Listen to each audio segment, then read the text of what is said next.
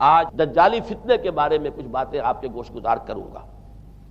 پہلی بات یہ نوٹ کیجئے کہ یہ روایات صحیح مسلم میں بھی ہیں، جامع ترمذی میں بھی ہیں، سنن ابی داؤد میں بھی ہیں، سنن ابن ماجہ میں بھی ہیں، سنن نسائی میں بھی ہیں، مسند احمد ابن حنبل میں بھی ہیں۔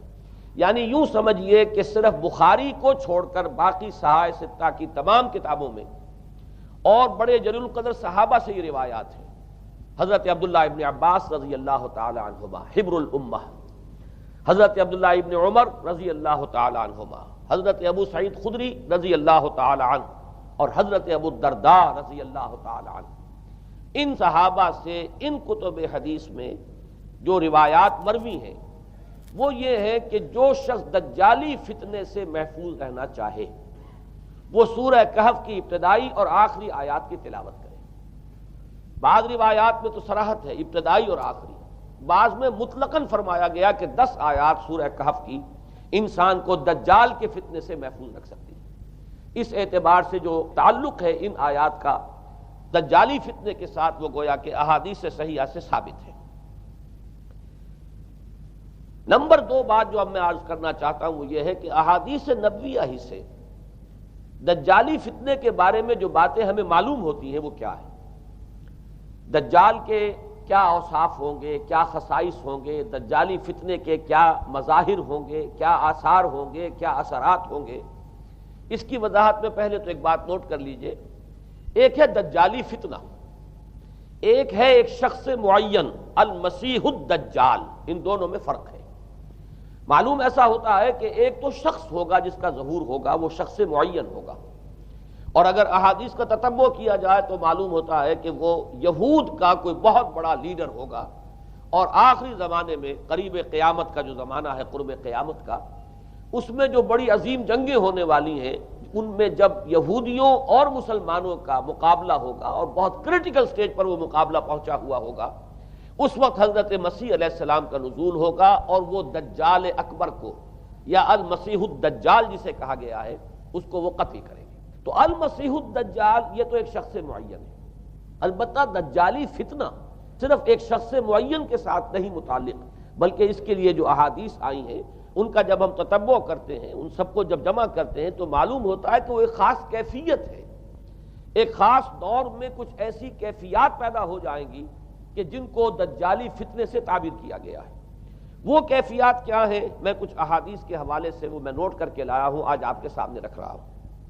پہلی بات یہ معلوم ہوتی ہے کہ اس دور میں، اس دجالی فتنے میں، انسان کو جو قواعد طبعیہ ہیں، جو قدرت کی طاقتیں ہیں، کائناتی قوتیں ہیں، ان پر غیر معمولی غلبہ، اقتدار، اختیار حاصل ہو جائے گا، اور وہ دجال متصرف ہوگا ان تمام قواعد طبعیہ پر، بالکل ایسے انداز میں جیسے کبھی انبیاء کرام علیہ السلام کو اللہ تعالیٰ معجزے عطا فرماتا تھا۔ وہ معجزے کہ جو اللہ تعالیٰ کے فضل و کرم سے اللہ کے رسولوں کو عطا ہوئے ہیں، گویا کہ وہ سب کی سب کیفیات ہیں کہ جو دجال کے بارے میں قرآن مجید یا احادیث نبویہ میں وارد ہوئی۔ مثلا پہلی بات یہ بتائی گئی کہ اس کے لیے فاصلہ بے معنی ہو کر رہ جائے گا، انتہائی تیز رفتاری ہوگی جو اسے حاصل ہوگی۔ چنانچہ الفاظ یہ ہے کالغیث استدبرت الريح، وہ ایک ایسے طوفان کے مانند جو ہے وہ سیلاب آئے گا کہ جیسے کوئی بہت زوردار آندھی جو ہے اس کے ساتھ طوفان آیا کرتا ہے۔ آپ سائیکلون کا تصور کیجئے کہ جس طریقے سے وہ ایک انتہائی تیز رفتار ہوا جو ہے وہ طوفان کو لے کر آتی ہے، اس طور سے وہ فتنہ پھیلے گا۔ ایک اور حدیث میں الفاظ ہیں فلا تدع قریۃ الا حبطتها فی 40 لیلہ، یہ مسلم شریف کی روایت ہے حضرت نواس ابن سمعان رضی اللہ تعالی عنہ سے۔ کوئی قریہ تک نہیں چھوڑے گا دنیا کی کوئی آبادی چھوٹی سے چھوٹی جس میں وہ نہیں پہنچ جائے گا 40 دن کے اندر اندر۔ یہ اس کی تیز رفتاری کا عالم ہوگا، گویا کہ میں تعبیر کر رہا ہوں اسے ان الفاظ سے کہ فاصلہ بے معنی ہو کر رہ جائے گا۔ اسی کے ضمن میں بعض اور روایات آئی ہیں۔ سواری جو ہے اس دجال کی اس کو گدھے سے تعبیر کیا گیا ہے، اس لیے کہ ظاہر بات ہے اس دور میں اور کسی شے کا اگر تذکرہ کیا جاتا ہوائی جہاز کا یا راکٹس کا تو وہ تو لوگوں کی سمجھ میں نہ آتا، اور پہلے انہیں ساری سائنس پڑھانی پڑتی تب وہ الفاظ استعمال کرتے، لہذا وہ اس کا خچر، اس کا جس پر سواری ہوتی ہے۔ لیکن اس کی تیز رفتاری کے لیے الفاظ آئے ہیں کہ اس کا ایک قدم اگر مکے میں ہوگا تو دوسرا قدم شام میں جا کر پڑے گا، اور الفاظ یہ آئے ہیں کہ اس کے دونوں کانوں کے درمیان فاصلہ جو ہے وہ 40 باع کا یعنی 80 ہاتھ کا ہوگا، بلکہ حضرت علی رضی اللہ تعالیٰ عنہ کے خطبے میں جو اس کا بیان ہوا ہے کہ اس کا ایک کان جو ہے وہ 30 ہاتھ لمبا کان ہوگا اس کا۔ ابھی ذرا یہ صرف احادیث آپ سنتے جائیے، پھر اس کے بارے میں ان سب کو جوڑ کر جو ہمیں نتیجہ نکالنا ہے اس پر گفتگو بعد میں ہوگی۔ اسی طرح آواز کا معاملہ کہ اس کی آواز 4 دانگ عالم میں بیک وقت سنی جائے گی۔ الفاظ یہ ہے ینادی بصوت لہو یسمع لہو ما بین الخافقین، وہ ایک ایسی آواز کے ساتھ پکارے گا کہ جسے مشرق و مغرب کے مابین رہنے والا ہر شخص سنے گا۔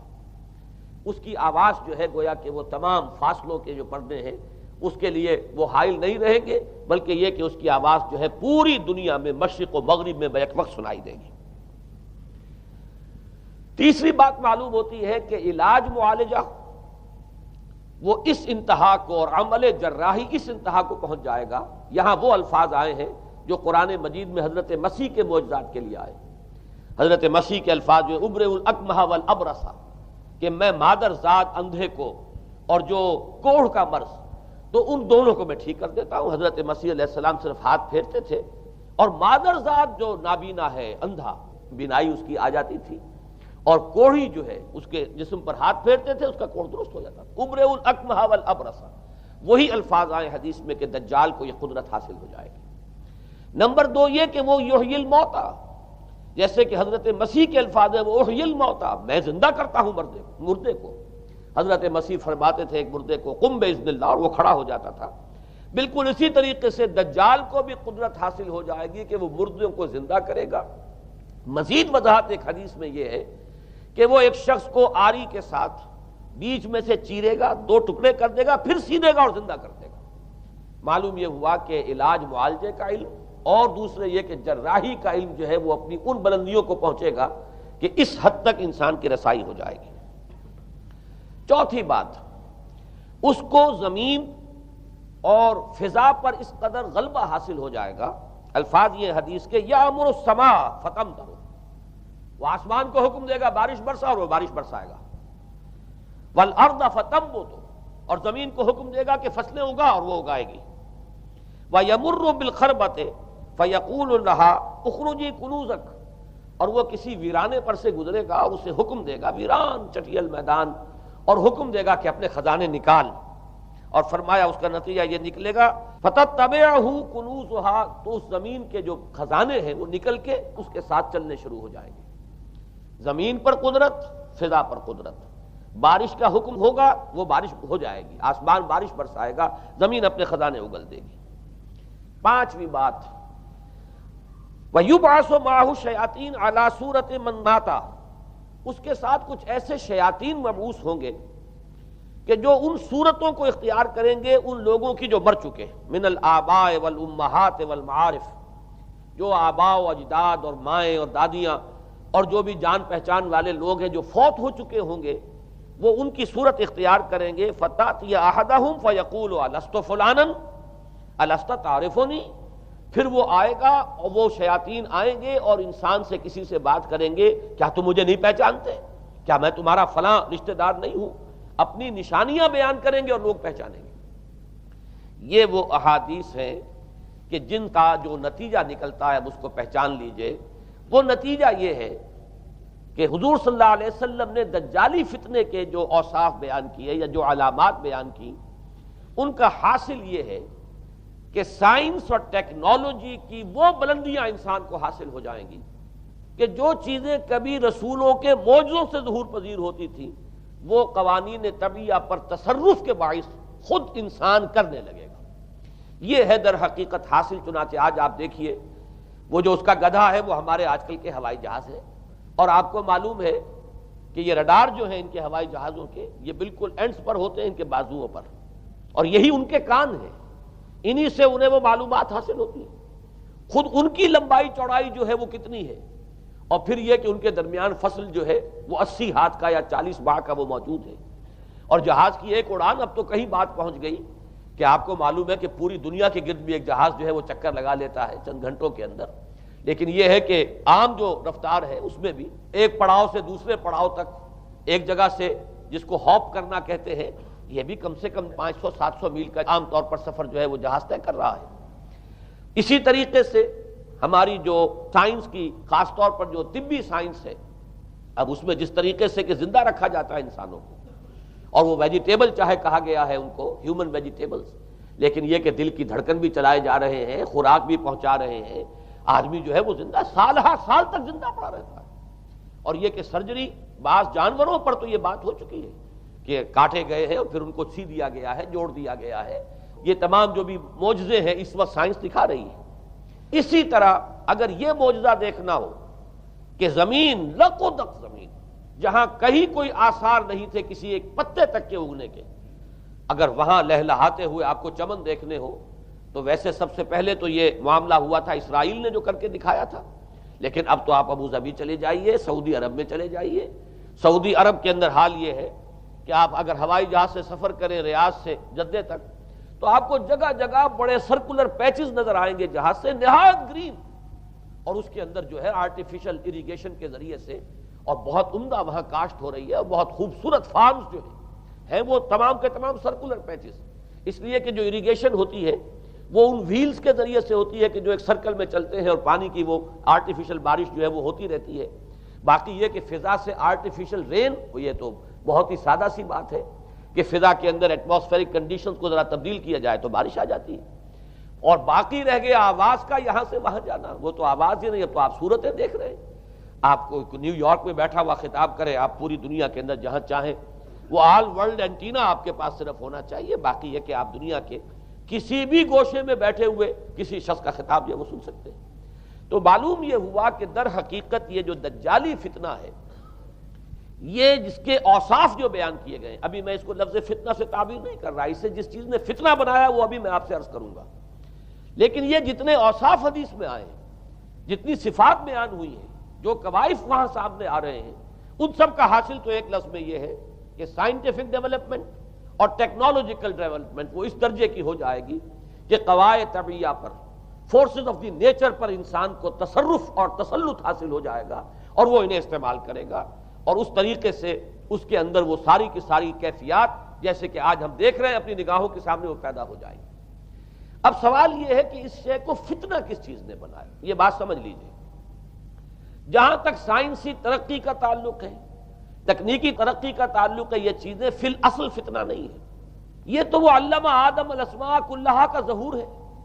اللہ تعالیٰ نے ازل میں حضرت آدم علیہ السلام کو جو صلاحیت عطا فرما دی تھی، یہ ایکسفولیشن ہے اس کا ظہور ہے۔ جیسے کہ آم کی گٹھلی میں آم کا درخت ہے، لیکن ظاہر بات ہے کہ اس کو درخت بننے میں وقت لگتا ہے، پہلے وہ 2 پتے نکلتے ہیں، پھر وہ بڑھتا ہے معاملہ، کئی سال میں جا کر وہ درخت جو ہے وہ جوان ہوگا اور وہ پھل دے گا۔ اسی طریقے سے یوں سمجھیے کہ بالقوہ وہ علم حضرت آدم علیہ السلام کو دے دیا گیا تھا، یعنی وہ صلاحیتیں ودیت کر دی گئیں، وہ فیکلٹیز، سمع اور بصر اور فؤاد، دیکھو سنو نتیجہ نکالو اور آگے بڑھو۔ آپ نے چیز دیکھی، ایک سنی، نتیجہ نکالا، اس کو نوٹ کیا، آگے بڑھے، پھر کوئی چیز دیکھی، پھر کوئی سنی، اپنے سابق جو نتیجہ آپ نے نکال کر محفوظ کیا تھا اپنی میموری میں، اس کے ساتھ اس کو ٹیلی کیا، کوئی اور نتیجہ نکل آیا اور آگے بڑھے۔ تو یہ تو سٹیپ بائی سٹیپ، قدم با قدم انسانی علم آگے بڑھ رہا ہے۔ یہ ہرگز فتنہ نہ ہوتا، میرے الفاظ پر توجہ کیجئے، اگر اس کے ساتھ متوازن طور پر ایمان اور روحانیت کا ارتقا بھی ہوتا رہتا، اگر اس کے ساتھ اللہ کی معرفت، اللہ کی محبت، آخرت کا ایمان، منزل انسان کی جو ہے وہ آخرت ہے، دنیا نہیں ہے، اگر یہ چیزیں ساتھ کے ساتھ ہوتی تو یہ ہرگز فتنہ نہیں۔ فتنہ در حقیقت اسے جس نے بنایا ہے وہ یہ ہے کہ کچھ ایسے اسباب ہوئے ہیں، اور وہ اسباب آج مجھے بیان کرنے کہ در حقیقت موجودہ عیسائیت اس کا سب سے بڑا سبب ہے۔ اس کے نتیجے میں ایک بہت بڑا گیپ ہے، اپالنگ گیپ ہے، بڑا مہیب خلا ہے، بڑی وسیع خلیج ہے جو حائل ہو چکی ہے کہ ایمان اور روحانیت ختم ہوتے چلے گئے، اور یہ ٹیکنیکل اور سائنٹیفک ڈیولپمنٹ بڑھتی چلی گئی۔ ان دونوں کے درمیان جو مہیب خلا پیدا ہوا ہے اس نے اسے فتنہ بنا دیا ہے، اور عظیم ترین فتنہ بنا دیا ہے۔ ورنہ اگر اس کے ساتھ ہی اللہ پر ایمان، آخرت پر ایمان، اور انسان کے اندر ایمانی کیفیات، اس کی روحانی کیفیات اگر یہ بھی برقرار رہتی، بلکہ اس کے ساتھ متوازن طور پر ان کو ترقی کرنا چاہیے تھی، تو یہ ہرگز فتنہ نہیں ہے۔ تو پہلی بات یہ سمجھ لیجئے کہ اگرچہ دجالی فتنے کے جو صفات، اس کے اوصاف، اس کی علامات، اس کے مظاہر جو بھی حدیث کے ذریعے سے ہمیں معلوم ہے، جس کا میں نے ابھی آپ کے سامنے تذکرہ کیا، وہ سب در حقیقت تعبیر ہے اس دور کا جو محاورہ ہے، اس دور کی جو زبان ہے، اس دور میں جن الفاظ سے گفتگو کی جا سکتی تھی، اس دور کے ایڈیم میں آج کی جو سائنٹیفک اور ٹیکنالوجیکل ترقی ہے، گویا کہ اس کی تعبیر کی گئی ہے کہ وہ دجالی فتنہ ہوگا۔ لیکن اس شے کو فتنہ بنانے والی شے در حقیقت یہ ہے کہ ایک بہت بڑی خلیج حائل ہو چکی ہے ایمان اور روحانیت، اور دوسری طرف سائنٹیفک اور ٹیکنالوجیکل ڈیولپمنٹ میں ان دونوں کے درمیان اتنا بعد اور فصل پیدا ہو گیا ہے کہ جس کی وجہ سے اس نے فتنے کی شکل اختیار کی۔ اس کا سبب کیا ہے، آج ہمیں اس پر غور کرنا ہے۔ دیکھیے حضرت مسیح علیہ السلام کا دین، اور جیسا کہ میں نے عرض کیا، اس سورہ کہف کے پہلے رکوع میں تذکرہ انہی کا ہو رہا ہے، وَيُنذِرَ الَّذِينَ قَالُوا اتَّخَذَ اللَّهُ وَلَدًا مَا لَهُم بِهِ مِنْ عِلْمٍ وَلَا لِآبَائِهِمْ كَبُرَتْ كَلِمَةً تَخْرُجُ مِنْ أَفْوَاهِهِمْ يَقُولُونَ إِلَّا كَذِبًا فَلَعَلَّكَ بَاخِعٌ نَفْسَكَ عَلَىٰ آثَارِهِمْ إِن لَّمْ يُؤْمِنُوا بِهَٰذَا الْحَدِيثِ أَسَفًا۔ ان آیات کا پہلے ترجمہ آپ سن لیجئے، جو پہلی آیات ہے ان کا ترجمہ ہم کر چکے ہیں۔ کل حمد اس اللہ کے لیے ہے جس نے اپنے بندے پر کتاب نازل فرمائی اور اس میں کوئی کجی نہ رکھی، جو بالکل سیدھی ہے اور خبردار کرتی ہے ایک ایسی بڑی عظیم اور مہیب جنگ سے کہ جو خاص اللہ کی طرف سے ہوگی، اور بشارت دیتی ہے مومنین کو جو نیک عمل کریں کہ ان کے لیے بہت بڑا اور بہت عمدہ اجر ہے، ماکثین فیہ ابدا، وہ اس میں رہیں گے ہمیشہ ہمیشہ۔ وَيُنذِرَ الَّذِينَ قَالُوا اتَّخَذَ اللَّهُ وَلَدًا، اب دوہرا کر بات آئی، اور تاکہ خبردار کر دے ان کو جنہوں نے یہ کہا کہ اللہ نے کسی کو اپنا بیٹا بنایا۔ مَا لَهُم بِهِ مِنْ عِلْمٍ، نہیں ہے ان کے پاس اس کے بارے میں کوئی علم، وَلَا لِآبَائِهِمْ، نہ ان کے آباء و اجداد کے پاس کوئی علم تھا، کوئی عقلی دلیل نہیں، کوئی اللہ کی اتاری ہوئی کسی کتاب میں، اللہ کے اتارے ہوئے کسی صحیفے میں اس کے لیے سند نہیں۔ وَلَا لِآبَائِهِمْ كَبُرَتْ كَلِمَةً تَخْرُجُ مِنْ أَفْوَاهِهِمْ، بہت بڑی بات ہے کہ جو نکل رہی ہے ان کے منہوں سے، إِن يَقُولُونَ إِلَّا كَذِبًا، نہیں بول رہے یہ، نہیں کہہ رہے یہ مگر جھوٹ۔ فَلَعَلَّكَ بَاخِعٌ نَفْسَكَ عَلَىٰ آثَارِهِمْ، تو اے نبی صلی اللہ علیہ وسلم شاید کہ آپ اپنے آپ کو ہلاک کر لیں گے ان کے آثار پر۔ یہ آثار کے لفظ کو میں ابھی جو کا تو رکھ رہا ہوں، بعد میں اس کی وضاحت کروں گا۔ ان لم یؤمنوا بهذا الحدیث اسفا، اگر یہ لوگ ایمان نہ لائے اس حدیث پر، یہ حدیث قرآن، اس پر اگر یہ ایمان نہ لائے، جیسے کہ وہاں فرمایا گیا تھا اگر رحمت خداوندی میں داخل ہونا ہے اے بنی اسرائیل تو یہ شاہدرہ ہے رحمت خداوندی کا قرآن حکیم، آؤ اور داخل ہو جاؤ۔ یہاں پر ان عیسائیوں کو متنبہ کیا جا رہا ہے اگر وہ اس حدیث پر، یہ حدیث اللہ، اللہ کی کتاب، احسن الحدیث کتابا متشابہہ فبأی حدیث بعدہ یؤمنون، اگر اس اللہ کی حدیث پر، اللہ کی کتاب پر یہ ایمان نہ لائے تو جو ان کے آثار ہوں گے، جو نتائج نکلیں گے، ان پر اے نبی شاید کہ آپ اپنے آپ کو صدمے اور رنج اور غم سے ہلاک کر لیں۔ یہ ہے در حقیقت وہ آیات کے جن میں تذکرہ ہو رہا ہے عیسائیت کا۔ لیکن عیسائیت سے مراد کیا ہے اسے سمجھیے۔ حضرت مسیح علیہ السلام کا دین تو بعین ہی وہی دین تھا جو دین آدم سے لے کر محمد تک صلی اللہ علیہ وسلم وعلیہم الصلاۃ والسلام جتنے انبیاء آئے ہیں ان کے دین میں کوئی فرق نہیں تھا۔ دین توحید، وہی ایمان، البتہ شرائع کے اندر، شریعتوں میں کچھ تفصیلی احکام میں فرق ہوا ہے، شریعت موسوی اور شریعت محمدی میں علی صاحب الصلاۃ والسلام تھوڑا تھوڑا فرق ہے، دین ایک ہی ہے۔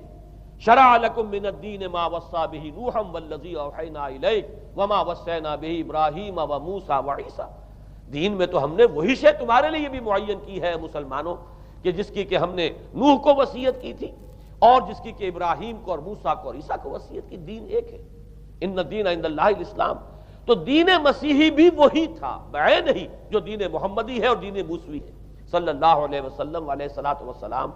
البتہ حادثہ جو نہایت عظیم پیش آیا ہے اور وہ یہ ہے کہ پال، ساؤل اس کا نام تھا پہلے، جس نے کہ اپنی زندگی میں حضرت مسیح علیہ السلام جب تک موجود تھے دنیا میں شدید انہیں تکلیفیں پہنچائیں، شدید ایذائیں پہنچائیں، ان کی مخالفت پر کمر بستہ رہا، لیکن اس کے بعد جب انہیں اٹھا لیا گیا، یا عیسائیوں کے عقیدے کے مطابق وہ سولی دیے گئے، اور اس کے بعد ان کا عقیدہ بھی یہ ہے کہ سولی پانے کے بعد پھر وہ زندہ ہو کر آسمان پر چلے گئے، جبکہ ہم یہ سمجھتے ہیں اور ہمارا ایمان ہے کہ انہیں سولی دی نہیں گئی، بلکہ انہیں تو پہلے ہی اٹھا لیا گیا تھا، ان کی جگہ کوئی اور ہے۔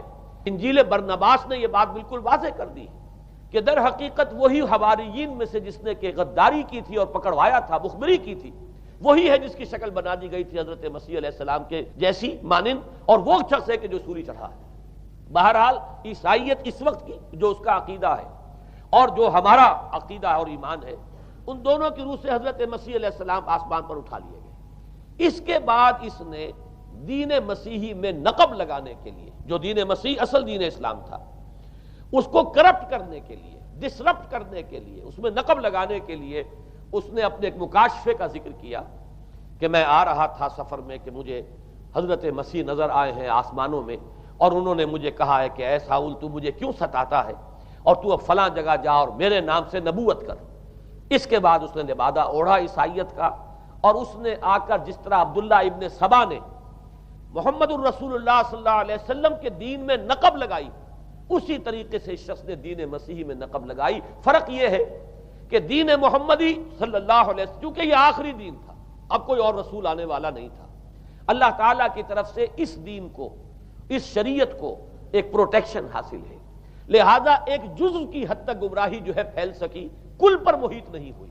لیکن بدقسمتی سے دین مسیحی کے بارے میں یہ ہوا کہ کچھ عرصے تک تو کشمکش رہی ہے، اصل دین مسیحی پر بھی جو کاربند لوگ تھے اور جو اس کے اوپر مستقیم رہے وہ قائم کچھ عرصے تک رہے ہیں، لیکن ہوتے ہوتے تقریباً اس دور تک آ کر جب کہ حضور کی بعثت ہوئی ہے، اصل دین مسیحی کے ماننے والے تقریباً ختم ہو چکے تھے، شاذ لوگ رہ گئے تھے، اور ان میں بھی یہ جرت نہیں تھی کہ اپنے اصل دین کا وہ اظہار کر سکے، بلکہ ہوتے ہوتے ان 600 سالوں کے اندر یہ ہوا کہ وہی پالزم جو ہے در حقیقت اس نے ہی مسیحیت کی شکل اختیار کر لی۔ یہ پالزم جو ہے یہ ہے در حقیقت، یوں سمجھیے کہ ادیان عالم کی تاریخ میں سب سے زیادہ گمراہ کن مذہب، جس کا رد عمل پیدا ہوا ہے یورپ میں، جس نے کہ اس دجالی فتنے کی شکل اختیار کی ہے۔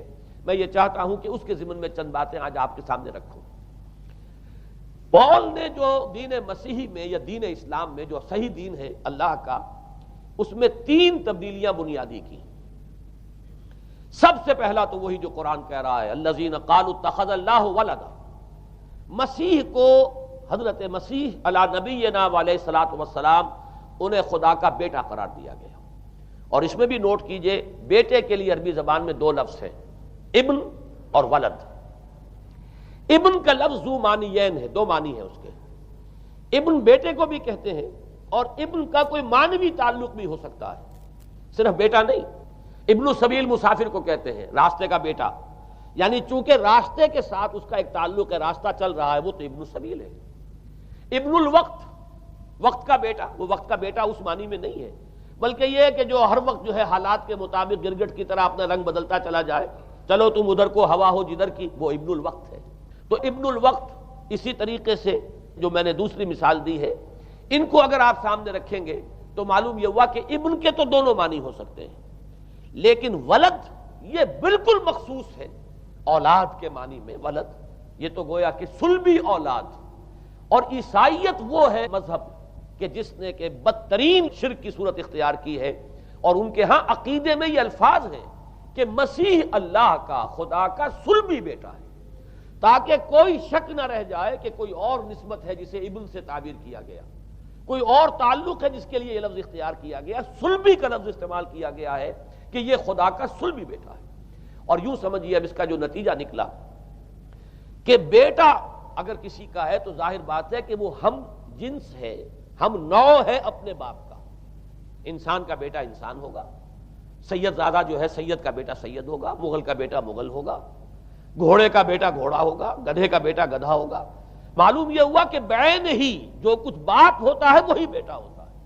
لہذا اس لفظ نے در حقیقت شرک کی بدترین صورت اختیار کی کہ بالکل اللہ کے برابر، اللہ کا ہم نوع، گویا کہ بدترین شرک جو ہے شرک فی الذات ہے، اور شرک فی الذات کی بدترین صورت یہ ہے کہ جو عیسائیت میں آئی ہے کہ حضرت مسیح علیہ السلام کو اللہ کا صلبی بیٹا قرار دیا گیا۔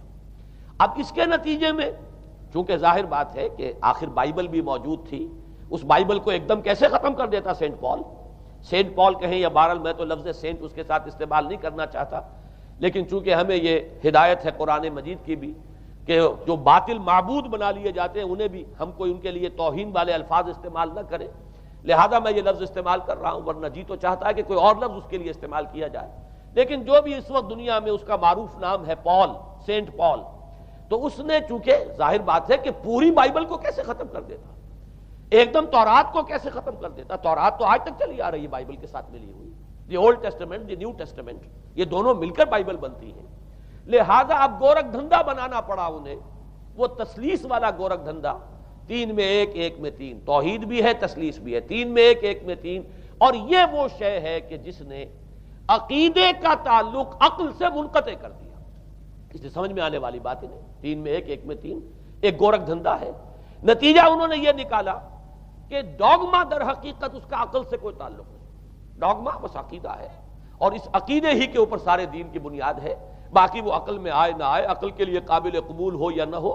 یہ بات اچھی طرح سمجھ لیجئے کہ اگرچہ ہمارے ہاں بھی ہم بھی یہ بات کہتے ہیں کہ بہت سے حقائق جو ہیں کائنات کے وہ ایسے ہیں کہ جن تک عقل کی رسائی نہیں ہے اس کے لیے ہم مجبور ہیں، محتاج ہیں وحی کی ہدایت کے، لیکن 2 چیزوں میں فرق کیجئے، ایک ہے عقل سے ماورا ہونا اور ایک ہے عقل کے خلاف ہونا، ان دونوں چیزوں میں زمین و آسمان کا فرق ہے۔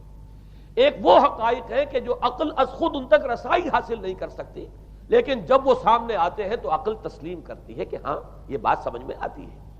ایک وہ چیزیں ہیں کہ جن کو عقل تسلیم نہیں کرتی، تو ایک ہے مخالف عقل، ایک ہے ورائے عقل، ان دونوں میں زمین و آسمان کا فرق ہے۔ ہمارے دین میں تو عقل کو اپیل کیا گیا ہے، لعلکم تعقلون، لعلہم یعقلون اولو الالباب الذین یعقلون۔ اب ظاہر بات ہے کہ عقل کو ہاتھو برہانکم ان کنتم صادقین، لاؤ دلیل اپنی، تو دلیل سے عقل سے اپیل کی گئی، اور اس میں وہ رشتہ جو میں نے کئی مرتبہ بیان کیا علامہ اقبال کے اشعار کے حوالے سے کہ عقل گو آستاں سے دور نہیں، اس کی قسمت میں پر حضور نہیں، اور گزر جا عقل سے آگے کہ یہ نور چراغ راہ ہے، منزل نہیں ہے۔ منزل تک تو عقل نہیں پہنچائے گی لیکن راستہ تو دکھاتی ہے، اور جب کہ وحی کی روشنی سامنے آتی ہے تو عقل اس کی تصدیق کرتی ہے۔ یہ ہے ہمارا موقف اور یہ ہے عقلی معقول موقف۔ لیکن عیسائیت نے، بلکہ کہنا چاہیے پالزم نے، مجھے یہاں پر لفظ عیسائیت اب استعمال کرنا نہیں چاہیے اس لیے کہ حضرت عیسیٰ سے اب اس کی نسبت نہیں رہی، حضرت عیسیٰ سے اس کی نسبت جو ہے یہ مس نومر ہے، یہ غلط نام ہے۔ دی 100 کا مصنف جو ہے ڈاکٹر مائیکل ہارٹ، اس نے یہ بہت بڑی بات کہی، اس نے کہا در حقیقت موجودہ جو عیسائیت ہے اسے پالزم کہنا چاہیے، یہ پالزم ہے، کرسچینٹی نہیں ہے، اس لیے کہ در حقیقت حضرت مسیح علیہ السلام کی تعلیم جب تک وہ دنیا میں تھے وہ یہ نہیں تھی کہ جو پال نے دی۔ البتہ اس نے پال کو بہت بڑا شخص مانا، اس میں کوئی شک نہیں، اس لیے کہ اس نے تاریخ کے ایک دھارے کا جو ہے وہ رخ موڑ دیا ہے، اللہ تعالیٰ کے صحیح دین کو گویا کہ قلع قمع کر کے ایک نیا دین اس طریقے سے پھیلایا ہے کہ آج بھی شاید دنیا میں کثیر ترین تعداد عیسائیت ہی کے نام لیواؤں کی ہے، واللہ عالم، یا شاید گوتم بدھ کے ماننے والوں کی ہے۔ بہرحال یہ کہ بہت بڑی تعداد میں آج حضرت مسیح علیہ السلام کی طرف جو منسوب ہے غلط طور پر دین، اس کے نام لیوا دنیا میں ہے۔ اس اعتبار سے وہ یقیناً اس کا تو حق رکھتا ہے کہ اس کا نام بھی اس کتاب میں آئے کہ جس نے تاریخ کے اوپر اثرات اپنے پیدا کیے ہیں۔ اور حضرت مسیح علیہ السلام جب تک دنیا میں تھے، عیسائیت کی حقیقت بنی اسرائیل یا یہودیت کے ایک فرقے سے زیادہ نہیں تھی، ڈیٹیچ نہیں ہوا تھا یہ دین حضرت موسیٰ علیہ السلام کے دین سے، لیکن یہ کہ پال نے اسے بالکل ایک مستقل بذات ایک جدا گانا دین کی شکل دے دی ہے، تو یہ پالزم ہے۔ پالزم نے در حقیقت سب سے پہلا کام یہ کیا کہ عقل سے بالکل تعلق منقطع کر دیا۔ عقیدہ، ڈوگما جو ہے وہ خلاف عقل، جو بات عقل میں آئے نہ آئے بس ماننی ہے۔ تو پہلی تو یوں سمجھیے کہ نقب جو لگی ہے دین کے اندر وہ اس تثلیث کے حوالے سے، اور تثلیث کا گورکھ دھندا خلاف عقل، لہذا ڈوگما کی جو کا لفظ جو استعمال ہوا ہے کہ بس اس کو تو ہم مانیں گے چاہے وہ عقل کے لیے قابل قبول ہو چاہے نہ ہو۔ دوسرا، اس سے بھی زیادہ آپ دیکھیے ایک سے ایک بڑھ کر اینٹ رکھی جا رہی ہے، خشت اول چونے حد میں مار کج تاثریا میر ود دیوار کج۔ دوسرا کفارے کا عقیدہ جو مبنی ہے صلیب کے عقیدے پر۔ مسیح نے انتہائی ذلت کی موت، یعنی صلیب کی موت جو ہے وہ خود کہتے ہیں کہ انتہائی ذلت کی موت ہے۔ یہ ذلت کی موت کا پیالہ اس لیے پیا تاکہ اس کے ماننے والوں کی طرف سے کفارہ ادا ہو جائے۔ مسیح کفارہ ادا کر چکا ہے، اب جو شخص بھی مسیح کو مان لے گا اس کی گویا کہ نجات ہو گئی، اس کا عمل سے کوئی تعلق نہیں۔ عمل ہو نہ ہو، بد کردار ہو، اچھا کردار والا ہو، نیک ہو، بھلا ہو، جیسا بھی ہو، برا ہو، بدماش ہو، لچا ہو، لفنگا ہو، مسیح کو مان لے، صرف ماننے پر، اس لیے کہ مسیح تو اس کی طرف سے کفارہ پیش کر چکا۔ سارے گناہوں کا کفارہ جو ہے مسیح نے انتہائی ذلت آمیز موت جو ہے قبول کر کے گویا کہ اپنے ماننے والوں کے تمام گناہوں کا کفارہ دے دیا ہے۔ یہ دوسرا عقیدہ۔ اس کا نتیجہ کیا نکلا؟ تثلیث نے عقل سے تعلق توڑ دیا تھا مذہب کا، اس نے عمل سے تعلق توڑ دیا۔ ڈوگما ہی ڈوگما ہے، نہ عقل سے کوئی تعلق نہ عمل سے کوئی تعلق نہیں رہا۔ دین کی جڑیں جو ہیں دونوں اعتبار سے، دین تو نام ان دو چیزوں کا، الا الذین آمنوا وعملوا الصالحات، دونوں کی گویا کہ جڑیں منہدم ہو گئیں، بنیادیں منہدم ہو گئیں، جڑیں کاٹ دی گئیں کہ نہ اس کا تعلق عقل کے ساتھ ہے نہ عمل کے ساتھ ہے۔ تیسری بات آئی ہے، اس نے کہا شریعت منسوخ۔ یہ عجیب ہے، دیکھیے، جسے آئرنی آف فیٹ کہتے ہیں انگریزی زبان میں۔ ابھی تک بائبل کے اندر سینٹ میتھیو کے جو روایت ہے، متی کی انجیل جسے کہا جاتا ہے، gospel of the Lord according to Saint Matthew, اس میں جو سرمن آف دی ماؤنٹ ہے، ایک واعظ ہونے کے اعتبار سے واقعتاً میں اس کی عظمت کا بڑا قائل ہوں، عظیم ترین واعظ ہے دنیا کا۔ اس کے شروع میں یہ الفاظ موجود ہیں، don't think I have come to destroy law, ہرگز یہ نہ سمجھنا کہ میں شریعت کو ختم کرنے آیا ہوں۔ وہ یہ کہہ کر گئے تھے کہ شریعت موسوی تم پر لاگو رہے گی، عائد رہے گی، لیکن پال نے تیسرا نقب لگایا، شریعت ساقط کر دی۔ اس کی ضرورت کیوں محسوس ہوئی یہ بھی سمجھ لیجئے۔ حضرت مسیح یہ کہہ کر گئے تھے کہ میں صرف بنی اسرائیل کے لیے آیا ہوں، میں اسرائیل کے گھرانے کی کھوئی ہوئی بھیڑوں کی تلاش میں آیا ہوں۔ انجیل میں یہ الفاظ آج بھی موجود ہیں۔ حضرت مسیح نے اپنے حواریین کو جب بھیجا ہے کہ اب جاؤ تبلیغ کرو میری طرف سے، اس کی ہدایتوں میں ایک ہدایت یہ بھی ہے کہ تمہیں صرف اسرائیلیوں تک تبلیغ کرنی ہے، باہر نہیں، میں صرف اسرائیلیوں کی طرف رسول بنا کر بھیجا گیا ہوں۔ یہ الفاظ بھی موجود ہیں، اگرچہ اس وقت کے انجیل میں جو الفاظ ہیں وہ تو میں سمجھتا ہوں کہ حضرت مسیح علیہ السلام کے شایان شان نہیں ہے، وہاں کوئی نہ کوئی تحریف ہوئی ہے لفظی، اس لیے کہ وہاں تشبیہ یہ دی گئی ہے کہ کوئی اپنے بچے کے حصے کی روٹی جو ہے کتے کے آگے نہیں ڈالتا۔ گویا کہ جینٹائلز جو ہیں، غیر بنی اسرائیلی، انہیں اس جملے کی روح سے انہیں کتوں سے تشبیہ دی جا رہی ہے کہ میرے پاس میرے بچوں کے حصے کی روٹی ہے، میرے بچے ہیں اسرائیلی، میری روٹی جو ہے یہ جو میرے پاس ہے وہ اسرائیلیوں کے لیے ہے، کوئی اپنے بچوں کے حصے کی روٹی کتے کو نہیں کھلاتا۔ یہ جملہ تو میں سمجھتا ہوں حضرت مسیح کا نہیں ہو سکتا، لیکن یہ ہدایت کہ تمہیں تبلیغ صرف اسرائیلیوں میں کرنی ہے، یہ قرآن مجید کی روح سے ثابت ہے، اس لیے کہ قرآن بھی یہ کہتا ہے کہ رسولاً الی بنی اسرائیل، حضرت مسیح علیہ السلام رسول بنا کر بھیجے گئے تھے بنی اسرائیل کی طرف، اس لیے کہ وہ یوں سمجھیے کہ جسے ہمارے ہاں عام اصطلاحات میں علماء کہا کرتے ہیں تاج و تخت ختم نبوت، وہ تاج و تخت ختم نبوت تو ابھی منتظر تھا محمد الرسول اللہ صلی اللہ علیہ وسلم کی آمد کا، کہ وہی آئیں گے تو انہی کی بعثت ہوگی پوری نوع انسانی کی طرف۔ آپ سے پہلے کسی رسول کی بعثت پوری نوع انسانی کی طرف نہیں ہوئی بشمول حضرت مسیح علیہ السلام۔ ہر جو ہے رسول جو آیا ہے آپ سے پہلے اپنی اپنی قوموں کی طرف آیا ہے، لیکن اس پال نے کیا کیا؟ پہلے تو یہ اصول توڑا، ہم اس دین مسیحی کی یا جو پالزم ہے اس کی اب تبلیغ کریں گے غیر اسرائیلیوں میں بھی۔ وہاں انہیں دقت پیش آئی، شریعت موسوی بڑی بھاری شریعت ہے، اب وہ بھاری شریعت جو ہے اس کو قبول کرنا تو لوگوں کے لیے آسان نہیں ہے۔ انہوں نے یہ کیا کہ یہ شریعت تم پر ساقط، شریعت کا بوجھ تم پر نہیں، برڈن آف لا یہ تمہارے لیے نہیں ہے۔ اور میں یہاں مثال دے دینا چاہتا ہوں، بین ہی تاریخ نے اپنے آپ کو دہرایا ہے۔ عبداللہ ابن سبا نے جو فتنہ شروع کیا تھا ہمارے ہاں، ہماری تاریخ میں جو اس کے اثرات پھر پیدا ہوئے ہیں، ان میں سے ایک جو ہے وہ شکل وہ اسماعیلیت والی ہے، کہ اسماعیلیت نے بھی بین ہی یہی شکل اختیار کی ہے۔ ہندوستان میں آ کر جب اسماعیلی داعیوں نے جب تبلیغ کی ہے تو شریعت ساقط کر دی۔ آج آپ کو جو اسماعیلی ملیں گے ان کے ہاں کوئی شریعت نہیں ہے، کوئی نماز نہیں، مسجد ان کی ہوتی نہیں، جماعت خانہ ہوتا ہے، وہ کلب گھر ہے، آتے ہیں جمع ہوتے ہیں، کھانا کھاتے ہیں، اللہ اللہ خیر صلی اللہ کو باتیں چیتیں کرتے ہیں، ان کے اوپر شریعت ہے ہی نہیں، نہ روزہ ہے نہ نماز ہے۔ اور بین ہی وہی جو اختیارات میں ابھی آپ کو بتاؤں گا کہ جو پوپ کے ہیں، وہی ان کے امام حاضر کے اختیارات ہیں۔ بہرحال تیسری نقب جو میں نے عرض کیا آپ سے وہ یہ تھی کہ شریعت منسوخ، اس کا نتیجہ کیا نکلا؟ اب دیکھیے ذرا غور کیجئے، ایک بہت بڑا خلا پیدا ہو گیا، وہ خلا کون پر کرے گا؟ شریعت کے بارے میں سارے اختیارات اب پوپ کو حاصل تھے، وہ جس چیز کو چاہے حلال کر دے، جس چیز کو چاہے حرام کر دے، جس چیز کو چاہے قرار دے دے کہ یہ ممنوع ہے، جس چیز کی چاہے اجازت دے دے، اس لیے کہ اب شریعت تو رہی نہیں، خلا ہے، اس میں سوالات تو پیدا ہوں گے، یہ کام کیا جائے یا نہ کیا جائے، کون کرے گا؟ تو جب شریعت ختم ہوئی تو سارا اختیار پوپ کے ہاتھ میں آ گیا ہے۔ یہ میں بعد میں ذرا اور تفصیل سے بتاؤں گا کہ کیسے کیسے اختیارات پھر مذہبی طبقے کے ہاتھ میں آئے ہیں۔ اس کے نتیجے میں تاریخ انسانی میں ورسٹ فارم آف تھیوکریسی پیدا ہوئی۔ تھیوکریسی کسے کہتے ہیں؟ جو آج کی اصطلاح میں گالی ہے، تھیوکریسی۔ قائد اعظم کے جملے آپ نے کئی پڑھے ہوں گے، اسلام میں کوئی تھیوکریسی نہیں، مذہبی طبقے کی حکومت نہیں ہے اسلام میں، اور 100% درست ہے۔ تھیوکریسی کہتے ہیں ایک مذہبی حلقے کی، مذہبی طبقے کی حکومت، اس کے ہاتھ میں اختیارات آ جائے، اور قرآن مجید میں اسی وجہ سے ان کے اوپر الزام لگایا گیا اتخذوا احبارهم ورهبانهم اربابا من دون اللہ، انہوں نے اپنے علماء اور صوفیوں کو اللہ کے سوا اپنے معبود بنا لیا۔ حضرت عدی ابن حاتم رضی اللہ تعالیٰ عنہ جب ایمان لائے، یہ حاتم طائی جو مشہور ہے سخاوت میں، ان کے بیٹے ہیں، قبیلہ طے سے ان کا تعلق ہے، حاتم طائی تو طے سے ہے، ان کے بیٹے عدی ہیں، یہ عیسائی تھے۔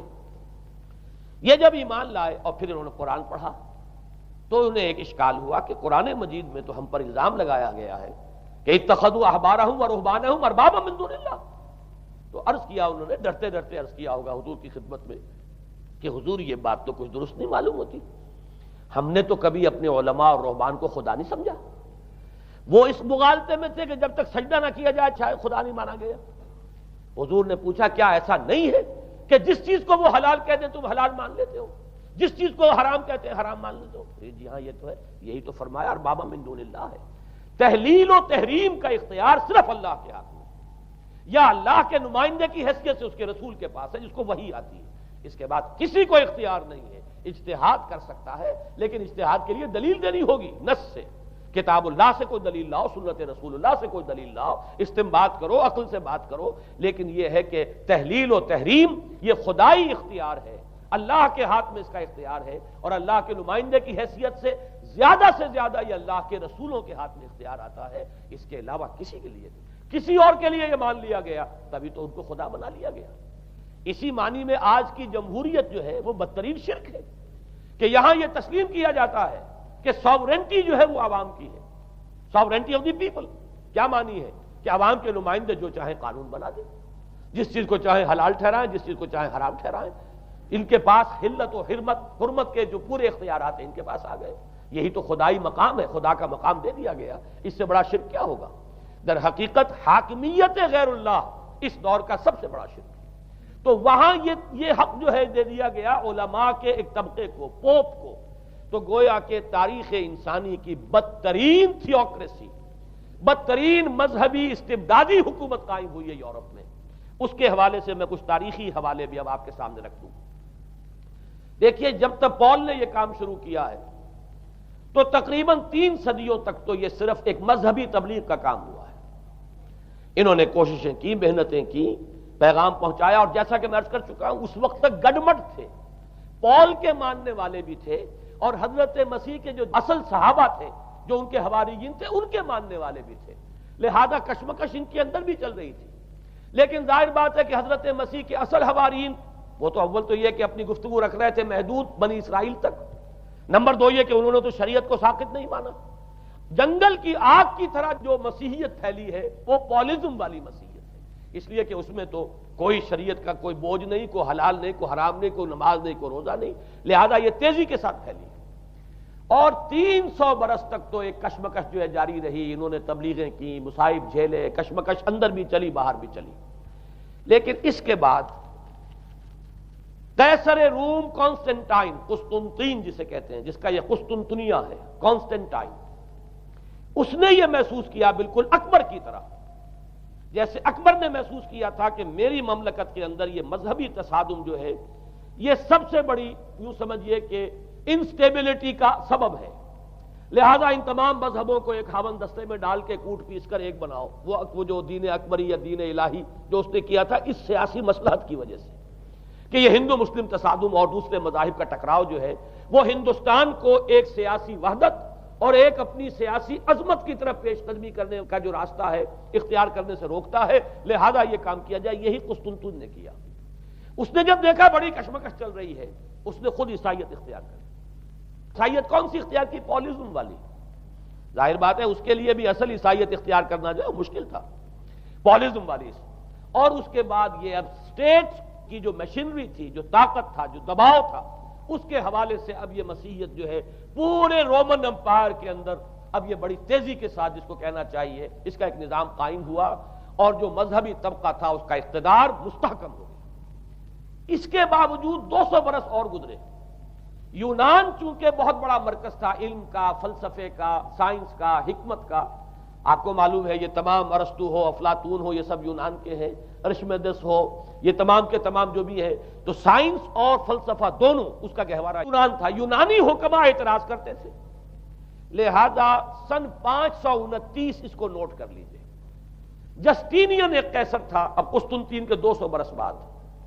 اس نے اپنی پوری مملکت میں فلسفہ اور سائنس کی تعلیم حرام قرار دی. کوئی نہ فلسفہ پڑھ سکے گا نہ سائنس. جو فلسفہ پڑھے گا اس کو مرتد قرار دے دیا جائے گا اور زندہ آگ میں جلا دیا جائے گا. انکوزیشن کورٹس قائم ہوئی. وہ صرف مذہبی عدالتیں اس لیے قائم ہوتی تھی کہ جس کے بارے میں معلوم ہو جائے کہ یہ فلسفہ پڑھتا ہے یا یہ سائنس پڑھتا ہے. اس لیے کہ فلسفہ اور سائنس دونوں جڑ کاٹتے ہیں اس ڈوگما کی. وہ ڈوگما جو پالیزم والا ڈوگما ہے اس کی جڑ کھودنے والی ہیں دونوں چیزیں. اور چونکہ وہ دونوں عقل کو اپیل کرتی ہیں، یہ ڈوگما عقل کے متضاد ہے. لہذا مذہب کا تحفظ اسی طرح ہو سکتا ہے کہ اب ان دونوں کو بالکل ممنوع قرار دے دیا جائے. یوں سمجھیے کہ تقریباً 1000 برس تک یورپ میں، چونکہ سب سے بڑی امپائر یہی تھی، یورپ میں فلسفہ اور حکمت اور یہ سائنس کی تعلیم ممنوع رہی. یہ ہے در حقیقت سب سے پہلا کام جو جسٹینین نے کیا 529 میں. اس کے بعد آگے چل کر پوپ کا جو اقتدار ہے وہ اتنا زبردست بنا ہے. پوپ کو اختیار حاصل ہو گیا جس چیز کو چاہے وہ قانون کا درجہ دے دے. اس لیے کہ شریعت تو ہے نہیں، خلا پوپ کون کرے گا؟ پوپ کو کرے گا. پوپ کو اختیار حاصل ہو گیا وہ جس کے گناہ چاہے معاف کر دے. اب دیکھیے اگرچہ ویسے تو گناہ پہلے ہی معاف ہو گئے کہ جس نے مسیح کو مان لیا گناہ تو معاف ہو گئے اگلے پچھلے سب، لیکن یہ کہ پھر بھی ایک خلش رہ جاتی ہے انسان کے دل میں. چونکہ ایک اخلاقی حص انسان کے اندر اللہ نے پیدا کی ہوئی ہے. جب کوئی شخص کرتا ہے، کوئی بدکاری کرتا ہے، کوئی چوری کرتا ہے، ڈاکہ ڈالتا ہے، تو وہ جو ایک کانشنس ہے وہ جو پرک کرتا ہے اس کو بھی ختم کرنے کے لیے اگر پوپ یا کارڈینل یا اس کے کسی نمائندے کے سامنے جا کر اعتراف گناہ کر لو اور کچھ اس کی مٹھی گرم کرو، کچھ ہدیہ پیش کرو، تو توبہ نامہ، معافی نامہ تمہیں دے دیا جائے گا. اور وہ جو چیز ہے وہ تمہارے لیے سند ہے کہ کوئی تم سے باز پرس تمہارے گناہ کی نہیں ہو سکے. پھر ان کی قیمتیں تھیں، ان کے لیے بڑی بڑی جو ہے ہدیے مقرر کیے گئے تھے. تیسری چیز بائبل کا اول تو یہ کہ مفہوم جو ہے وہ کوئی سند نہیں ہے، اس لیے کہ بائبل ہانٹ کر رہی تھی نا. اولڈ ٹیسٹمنٹ بھی ہے، یہ حضرت مسیح کی یہ 4 انجیلیں بھی ہیں، یہ تعلیم کچھ اور ہے. لہذا بائبل جو ہے وہ سند نہیں ہے. سند پوپ کا جو ہے فرمان وہ سند ہے. بائبل کی شرح کرنے کی، بائبل کی طرف سے کوئی دلیل لانے کی کسی کو کوئی حق حاصل نہیں. یہ جبر تھا، یہ تشدد تھا یورپ میں. یہ وہ دور تھا جب کہ اسلام پھیل رہا تھا. میں نے اس لیے آپ سے کہا تھا، نوٹ کرایا آپ کو، 529 میں جسٹینین کا یہ فرمان ہے. 571 میں حضور کی ولادت ہو رہی ہے، وہی صدی ہے. اور 630 کے آس پاس، بلکہ 629 کے آس پاس سلطنت روما کے ساتھ مسلمانوں کا ٹکراؤ شروع ہوا ہے. تو یہ تاریخی ان کو ریلیشن جو ہے ذہن میں رکھیے. جس وقت مسلمان آئے اور 200-300 برس جو ان کے عروج کے ہیں، اس وقت آپ کو معلوم ہے کہ تقریباً 6 صدیاں ہو چکی تھی کہ یورپ بالکل جس کو کہا جاتا ہے ڈارک ایجز، انتہائی تاریکی، مذہبی جبر اور استبداد، اس کے سوا کچھ نہیں.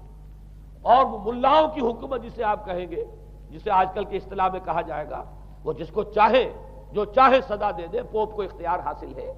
کسی کے بارے میں ذرا جیسے بعض اوقات خبریں سچی ہیں یا جھوٹی، لیکن میں مثال دے رہا ہوں جیسے خبریں آتی رہی ہیں ایران کے بارے میں کہ کہیں اگر معلوم ہو گیا ہے تو پاسداران انقلاب پہنچے اور سمری ٹرائل اور فوراً ختم کیا آدمی کو. اس قسم سے انکوزیشن رپورٹس جو ہیں وہ کورٹس وہاں قائم ہوئی اور یوں سمجھیے کہ لاکھوں افراد تحت کیے گئے، زندہ جلائے گئے. لیکن اس کے بعد جب عالم اسلام میں وہ روشنی پھیلی اور خاص طور پر بنو عباس کے زمانے میں اب بھاگ بھاگ کر وہاں جو بھی تھے فلسفے کے اور سائنس کے کوئی دلچسپی رکھنے والے وہ بھاگ کر عالم اسلام میں آ گئے. یہاں اب وہ کتابیں جو ہیں ان کے ترجمے ہوئے، خاص طور پر مامون اور ہارون الرشید کے زمانے کے اندر یہ علم جو ہے ہندوستان سے بھی لیا، یونان سے بھی لیا مسلمانوں نے، اور اس کے بعد یہ غرناطہ اور قرطبہ کی یونیورسٹیوں کے ذریعے سے اس علم نے پینیٹریٹ کیا ہے دوبارہ یورپ میں. دیکھیے سرکل کیسے بنا ہے. یونان کا علم آیا ہے پہلے عالم اسلام میں، مڈل ایسٹ میں، اور پھر ادھر سے ہو کر چکر کھا کر اور اسپین کی یونیورسٹیوں کے ذریعے سے یورپ میں انٹروڈیوس ہوا ہے. اس وقت پھر اصلاح مذہب کی تحریک شروع ہوئی اور ساتھ ہی تحریک احیاء العلوم رینیسنس، اس کے نتیجے میں وہاں بیداری پیدا ہوئی. لیکن یہ بیداری اب آپ نوٹ کر لیجئے، ایک تو پروٹیسٹنٹ مذہب پیدا ہوا اور کئی سو برس تک تصادم رہا کیتھولکس کے اندر اور پروٹیسٹنٹس میں. پورے اسلام کی تاریخ میں کبھی اتنے خونی فسادات نہیں ہوئے ہیں، کبھی بھی شیعہ سنی فساد بھی کبھی اتنا نہیں ہوا جتنا کہ کئی سو برس تک رومن کیتھولکس اور پروٹیسٹنٹس کے مابین یورپ میں ہوتا رہا ہے. بلکہ اس میں تو ایسے ایسے واقعات آتے ہیں کہ لگ بھگ 10 لاکھ افراد جو ہیں وہ ختم ہوئے ہیں. یہ آپس کا تصادم جو تھا، پروٹیسٹنٹ مذہب جو پیدا ہوا اصلاح مذہب کی تحریک کے ذریعے سے، اور وہ رومن کیتھولک پاپائیت والا نظام، ان کے درمیان جو تصادم ہوا 10 لاکھ کی تعداد بتائی جاتی ہے کہ آدمی مارے گئے. بلکہ فرانس کا ایک شہر ہے، وہاں تو 19 دن تک مسلسل قتل عام کیا گیا پروٹیسٹنٹس کا، اور وہاں حاملہ عورتوں کے جو ہے پیٹ چاک کر کے بچے نکال کر ان کو بھی جو ہے ختم کیا گیا ہے. یہ سارا ظلم جو ہے وہاں ہوا ہے، تصادم ہوا ہے. اس کے نتیجے میں آپ خود سوچئے کہ کس قدر نفرت پیدا ہوئی عوام کے اندر مذہب سے. اس کے ساتھ ہی اب وہ علم شروع ہوا، سائنس شروع ہوئی. لہذا علم اور سائنس دونوں کی جڑ میں مذہب سے شدید نفرت پیدا ہو. یہ ہے وہ سبب کہ جس نے یہاں سے راستے علیحدہ کر دیے. اور مذہب چونکہ جبر کرتا ہے، مذہب چونکہ عقل کے اوپر بیڑیاں بٹھاتا ہے، پہرے بٹھاتا ہے، بیڑیاں ڈالتا ہے، اور مذہب چونکہ تشدد کرتا ہے، لہذا مذہب کے خلاف ایک نفرت، ایک ری ایکشن. یہ ہے اس ساری سائنسی ارتقاء اور سائنٹیفک اور ٹیکنالوجیکل جو ڈیولپمنٹ ہوئی ہے اس کی جڑ میں مذہب سے نفرت جو ہے اس کے بیج بو دیے گئے. اور یہ 200-250-300 سال میں اب یہ جو تناور درخت بن کر آیا ہے کہ ایک طرف سائنس کی ترقی، ٹیکنالوجی کی ترقی آسمان کو چھو رہی ہے. آج انسان چاند کے اوپر تو انسان کے قدم جو ہے پہنچ چکے ہیں، اور آپ کا ایک راکٹ جو ہے وہ پورے تمام سیارے جو ہیں کہ ہمارے سولر سسٹم کے ہیں ان سب کا چکر لگا کر اور وہ اس سے باہر چلا گیا ہے. خلا کے اندر کہاں گیا کچھ پتا نہیں. لیکن یہ کہ تقریباً یوں سمجھیے کہ سن 77 کا چلا ہوا وہ، اور 12 برس تک اس نے سفر طے کیا ہے، اور کم سے کم سولر سسٹم کا جو ہے اس نے پورا جو ہے احاطہ کیا ہے. اور جو میں نے آپ کو وہ احادیث سنائی ان کے حوالے سے بات کیا سمجھ میں آئی کہ یہ سائنٹیفک، ساری کی ساری سائنٹیفک ڈیولپمنٹ، یہ ٹیکنالوجیکل ڈیولپمنٹ، لیکن چونکہ اس کے ساتھ مذہب کا انکار ہے، خدا پر ایمان نہیں ہے، آخرت کا یقین نہیں ہے، روح کا گویا کہ انکار، روحانیت تو بہت دور کی بات ہے، روح کا بھی انکار. نتیجہ یہ ہے کہ ان دونوں چیزوں کے مابین وہ گیپ جسے میں نے کہا تھا ایپالنگ گیپ، ایک بہت بڑا گیپ ہے جو پیدا ہو چکا ہے. اب میں حدیث آپ کو سنا رہا ہوں. بخاری شریف میں جو روایت ہے حضور نے فرمایا کہ دجال کے ماتھے پر لکھا ہوا ہوگا کافارا، کفر. الفاظ یہ ہے انہو مکتوب بین عینیہ کافارا، علیحدہ علیحدہ، یقرأہ کل مومن کاتب او غیر کاتب. وہ اس طرح نمایاں لکھا ہوا ہوگا کہ ہر شخص اسے پڑھ لے گا، چاہے وہ لکھنے والا ہو چاہے نہ ہو، لکھا پڑھا ہو چاہے نہ ہو. یعنی اس تہذیب کے پیشانی پر کفر لکھا ہوا ہے. مذہب سے دشمنی، مذہب سے بودھ، مذہب سے دوری، مذہب کی ہر چیز کی نفی. آج جو ایک ورلڈ سیویلائزیشن ہے، ایک عالمی تہذیب ہے جس کا کہ غلبہ ہے ہمارے اس پورے گلوب پر، اس میں 3 چیزوں کے مقابلے میں 3 چیزوں کی اہمیت ہے. خدا کی اہمیت نہیں ہے، ہوگا، ہم انکار بھی نہیں کرتے لیکن ہم جانتے بھی نہیں کہ ہے کہ نہیں. ہاں اہمیت کائنات کی ہے، غور کرو، کائنات کے قوانین کو سمجھو، ایکسپلائٹ کرو، قوت جو ہے نیچر کی قوت اس کو مسخر کرو، اس کو استعمال کرو، ہوگا خدا ہے یا نہیں ہے، چھوڑو اس بحث کو۔ اصل اہمیت جو ہے وہ کائنات کی ہے۔ اسی طرح اصل اہمیت اس جسم کی ہے، مادے کی ہے۔ روح ہوگی کوئی شے ہمیں نہیں پتا، نہ ہم دیکھ سکتے ہیں، نہ ہم اسے چھو سکتے ہیں، نہ چکھ سکتے ہیں، ہوگی، لیکن یہ کہ اصل جو ہے اہمیت وہ مادے کی اور جسم کی، اس کی فکر کرو۔ اسی طریقے سے حیات دنیاوی، اصل شے حیات دنیاوی ہے، اس کو بناؤ، سنوارو، بہتر سے بہتر زندگی گزارو، ویلفیئر سٹیٹ ہو، بہت ہی عمدہ ماحول ہو اور ہر چیز کو، لیکن حیات اخروی ہوگی، اب تو آرام سے گزرتی ہے، آخرت کی خبر خدا جانے ہے یا نہیں ہے، اس سے ہمیں کوئی بحث نہیں ہے۔ تین چیزوں کے مقابلے میں تین چیزوں کی اہمیت، یا یوں کہیے کہ تین چیزوں کے مقابلے میں مقابل کی تین چیزوں کو بالکل غیر اہم، اس کی طرف کوئی توجہ ہی نہیں۔ توجہ کا ارتکاز کائنات پر ہے، ذات باری تعالیٰ پر نہیں۔ ذات و صفات باری تعالیٰ ایک صرف علمی موضوع ہے، اصل توجہ کی شے کائنات ہے۔ روح ہوگی کوئی شے، اصل شے جسم ہے اور مادہ ہے۔ حیات اخروی ہمیں نہیں پتا، کسی نے واپس آ کر خبر نہیں دی مرنے کے بعد، لہذا ہم نہیں کہہ سکتے ہے کہ نہیں ہے۔ البتہ یہ کہ حیات دنیا بھی تو ہے، اس کو مضبوطی کے ساتھ تھامو، اس کو بہتر بناؤ۔ توجہ کا اصل ارتکاز حیات دنیاوی پر ہے۔ یہ ہے وہ گلوبل سویلائزیشن جو در حقیقت یورپ سے ابھری، اور یورپ سے ابھری ہے، اس کی بنیاد میں مذہب کی دشمنی موجود تھی، جو رد عمل تھا در حقیقت اس پاپائیت کے نظام کا جو پولزم کے ذریعے سے دنیا میں قائم ہوا۔ یہ وجہ ہے، اور آج انسان جہاں کھڑا ہے غور کیجئے، انتہائی ہولناک جنگ جو ہے وہ اس کے سر پر ایک خطرے کے طور پر مسلط ہے۔ دو جنگیں اس ایک صدی میں ایسی ہو چکی ہیں جنہیں اپنے ورلڈ وار 1 اور ورلڈ وار 2 اتنے بڑے پیمانے پر قتل و غارت دنیا میں پہلے کبھی نہیں ہوئی، اس لیے کہ پہلے فوجوں کی جنگیں ہوتی تھی، آبادیوں پر جا کر کہیں کوئی قتل عام ہو گیا ورنہ یہ کہ قبضہ لیا، پہلے وہ کسی اور کی ریت تھے، اب کسی اور کی ریت ہو گئے۔ آیا بابر آیا، اس نے پانی پت کے میدان کے اندر ابراہیم لودھی کو شکست دے دی، دلی میں آ کر اس نے کسی کا خون نہیں بہایا، بس وہ آ کے تخت پر قابض ہو گئے۔ کہیں کہیں ہوئے ہیں فتنے، یا پھر عذاب الہی آتے رہے ہیں کہ رسولوں کے انکار کی سزا کے طور پر قوم نسیہ منسیہ کی گئی ہیں، لیکن جنگیں جو دنیا میں ہوتی تھی، وہ جنگوں کا معاملہ جو ہے وہ اس نوعیت کا ہوتا تھا، وہ فوجوں کے درمیان ٹکراؤ ہوتا تھا، میدان جنگ میں کشتوں کے پشتے لگتے تھے، لیکن اس کے بعد نہیں ہو گیا، کہیں کسی نے بہت غصہ نکال لیا۔ لیکن اس صدی میں اب جو جنگیں ہوئی ہیں اس سے تو ملک کے ملک تہس نہس ہوئے ہیں، آبادیاں ختم ہوئی ہیں، اور جو تیسری جنگ ہوگی یہ جان لیجئے، آخر انسان کب تک اسے ٹالے گا؟ رشیا کے بارے میں یہ سمجھنا کہ وہ پیچھے ہٹ گیا ہے، پسپائی اختیار کر لی، اس نے بہت بڑی حماقت ہے۔ وہ در حقیقت اب ڈپلومیسی کی راہ سے سپریمیسی چاہتا ہے، لہذا تصادم تو ہو کر رہنا۔ مولانا مناظر حسن گیلانی رحمۃ اللہ علیہ کے خیالات جو ہیں وہ مجھے اس سورہ کہف کے ابتدائی آیات کے ضمن میں مجھے ان سے اتفاق ہے، اور بہت سی چیزیں ان سے ماخوذ ہیں۔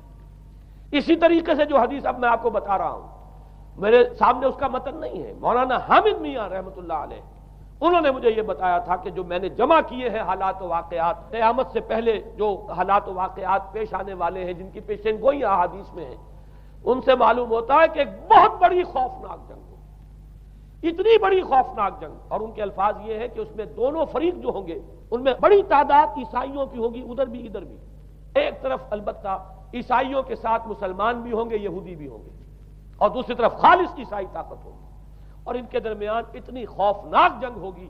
الفاظ ان کے یہ ہیں اس حدیث کے جو انہوں نے مجھے بتائے کہ ایک پرندہ سینکڑوں میل تک پرواز کرے گا اور اسے سوائے لاشوں کے اور کچھ نظر نہیں آئے۔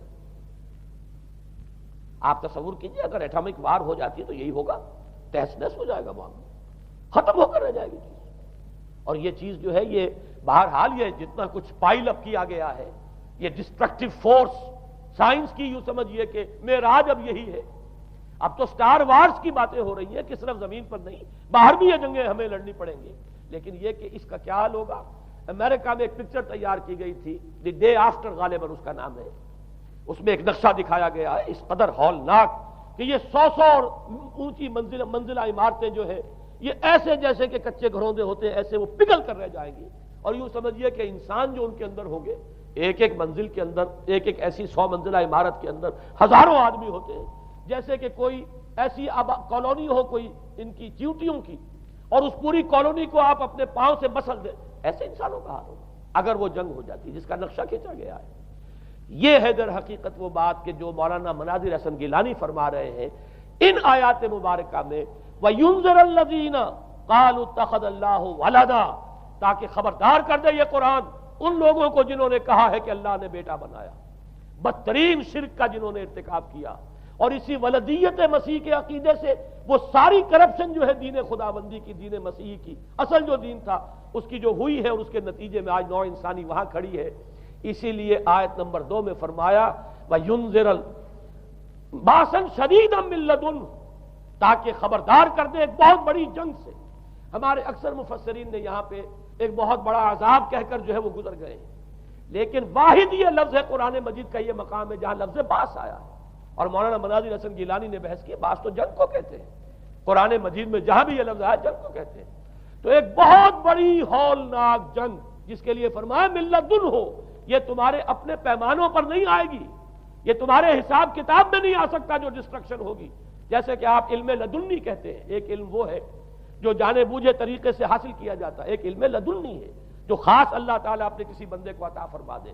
اس جنگ کی جو ہلاکت خیزی ہے وہ تمہارے حساب کتاب میں آنے والی نہیں ہے۔ لِيُنذِرَ بَأْسًا شَدِيدًا مِّن لَّدُنْهُ وَيُبَشِّرَ الْمُؤْمِنِينَ الَّذِينَ يَعْمَلُونَ الصَّالِحَاتِ أَنَّ لَهُمْ أَجْرًا حَسَنًا مَّاكِثِينَ فِيهِ أَبَدًا۔ البتہ اللہ تعالیٰ بچائے گا اپنے اہل ایمان بندوں کو جو نیک عمل پر بھی قائم۔ اب میں وہ حدیثیں آپ کو سنا دوں، میں نے پہلے بخاری کی حدیث آپ کو سنا دی کہ اس پورے فتنے کے معلوم ہوگا کہ اس کی دونوں آنکھوں کے مابین کافارا لکھا ہوا ہے کفر، گویا کہ یہ سمبل ہے، یہ علم ہے، یہ علامت ہے اس جدید موجودہ تہذیب کی، کفر، الحاد، مادہ پرستی، خدا کا انکار، آخرت کا انکار، روح کے وجود کا انکار۔ اس کے بعد فرمایا، یہ ابو داؤد کی روایت ہے، فواللہ، تو خدا کی قسم وہ وقت جب آئے گا، ان الرجل لیاتیہ وہو یحسب انہ مومن، ایک شخص حاضر ہوگا اس کے پاس، دجال کے پاس، اور وہ شخص اپنے آپ کو مومن سمجھتا ہوگا کہ مومن ہے، فیتبعہ بما یبعث بہ الشبہات، لیکن جو شبہات اس فتنے کی وجہ سے اس کے اندر پیدا ہو جائیں گے اس کی وجہ سے وہ بھی اسی کی پیروی کرے گا۔ آج آپ عالم اسلام کا نقشہ دیکھ لیجئے، ذہنوں کے اندر جو شبہات ہیں، ایمان کے بارے میں یقین کی کیفیت کتنوں کو حاصل ہے، وہی ساری ہماری بھی ویلیوز ہیں، وہی مادی تہذیب جو ہے، آج ہم بھی اسی کے پیروکار ہیں، سمجھتے ہیں اپنے آپ کو مسلمان، سمجھتے ہیں مومن، لیکن ذرا تجزیہ کیجئے۔ اسی کو میں نے اپنے اس کتابچے میں اسلام کی نشأت ثانیہ میں تفصیل سے واضح کیا ہے کہ در حقیقت رگو پے میں سرایت کر گئی ہے یہ تہذیب، بظاہر جو ہے نظر آتا ہے جیسے روئے ارضی پر، زمین کے اوپر تو آپ کو کہیں اونچائی نظر آ جائے گی، کہیں نیچائی نظر آ جائے گی، کہیں پانی ہے، کہیں خشکی ہے، ذرا اوپر چلے جائیں تو ہوا ہے، ہوا کا غلاف پورے کرۂ ارضی کو اپنے اندر لیے ہوئے۔ یہی حال ہے ہر ملک میں آپ چلے جائیں، نیچے کے لوگوں میں کچھ مذہب نظر آ جائے گا تھوڑا بہت۔ ہندوستان میں بھی اگر کوئی مندروں میں جاتا تو گھٹیا آدمی جاتے ہیں، بیچارے نیچ لوگ جاتے ہیں، بڑا لوگ آدمی کوئی نہیں جاتا۔ ہمارے ہاں بھی جا کے ہوتے ہیں مساجد میں سفارا تو غریب، پردہ رکھتے ہیں اگر کوئی تمہارا تو غریب۔ شہروں میں ایک کاروباری طبقہ ضرور ایسا ہے جو نماز روزے کے ساتھ اس کا ایک شوق ہے، لیکن آپ جا کے دیکھ لیجئے دیہات کے اندر کیا حال ہے۔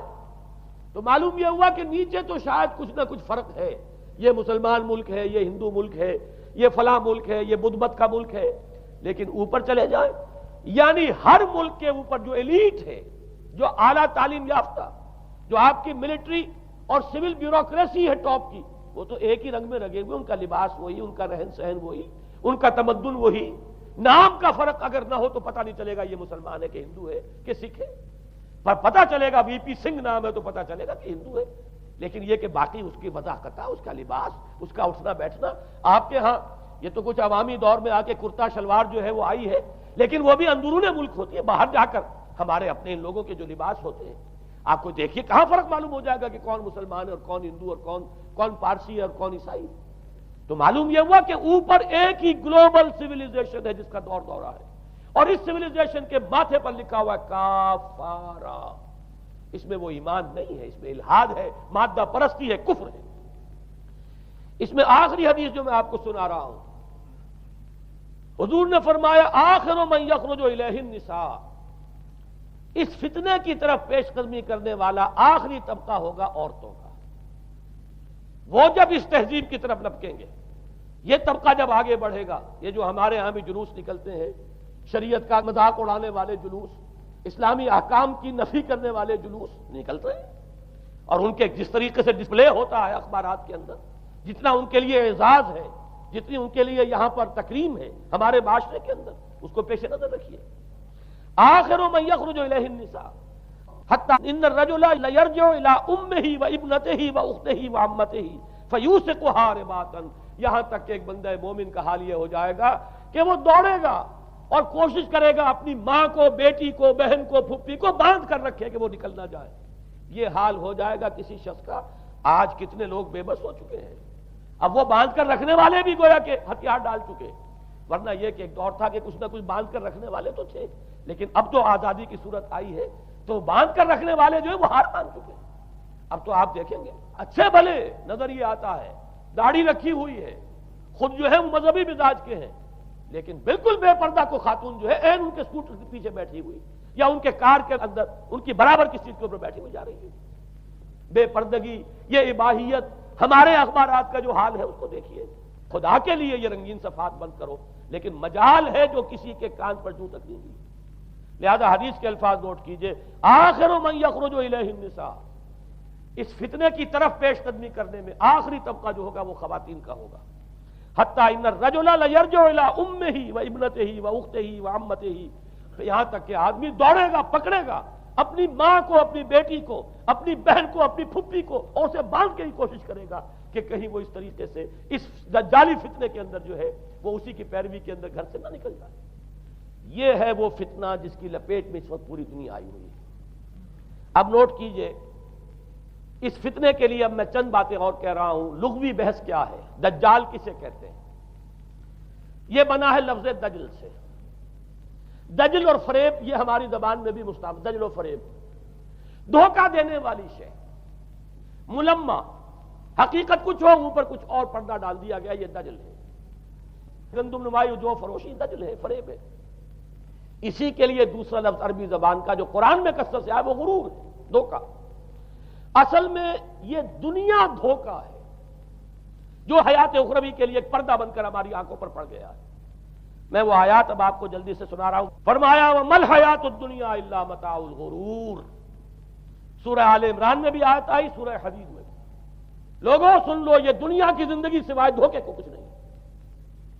میں بعد میں عرض کر دوں گا کہ ایک دوسرا رخ بھی ہے دنیا کی زندگی کا، لیکن اس وقت یہ آیات سن لیجئے۔